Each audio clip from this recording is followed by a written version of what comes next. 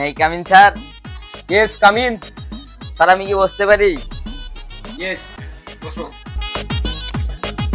আচ্ছা তুমি কি ইন্টারভিউ দিতে আসছো?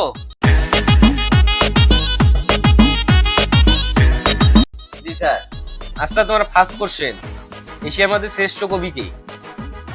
রবীন্দ্রনাথ ঠাকুর। গুড গুড, সুন্দর অ্যান্সার, গুড। তোমার সেকেন্ড কোশ্চেন হলো, তুমি একজন দেশপ্রেমিকের নাম বলো। অনেকেই তো আছে, যেমন শেখ মুজিবুর রহমান। Genius genius. তোমার থার্ড কোশ্চেন হলো, বলো তো বাংলাদেশ কবে স্বাধীন হয়েছে?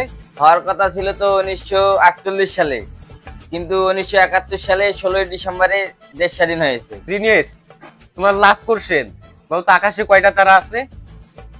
এটা তো এখনো জানা যায়নি, এটা নিয়ে বিজ্ঞানীরা গবেষণা করতেছে।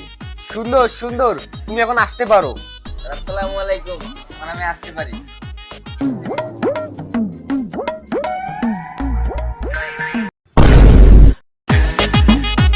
কি ভাই ইন্টারভিউ দিয়ে আসলেন? জি জি ভাই।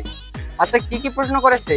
ভাই প্রশ্নগুলা তো মনে নাই, অ্যান্সার গুলা মনে আছে। তো ভাই অ্যান্সার গুলো বলেন।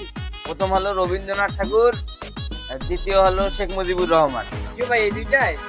না, আরো দুইটা আছে। জি ভাই বলেন। 1948 সালে হওয়ার কথা ছিল, 1971 সালে 16ই ডিসেম্বরে হয়েছে। এটা এখনো জানা যায়নি, এটা নিয়ে বিজ্ঞানীরা গবেষণা করতেছে। ঠিক আছে ভাই, অনেক ধন্যবাদ।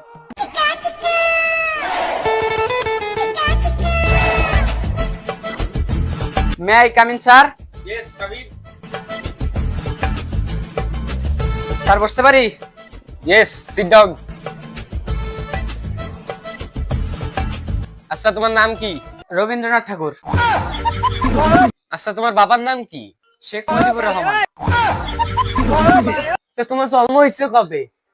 হওয়ার কথা ছিল 1948 সালে, কিন্তু হয়েছে 1971 সালে 16 ডিসেম্বর। এ বেটা তুমি পাগল হইছো নাকি?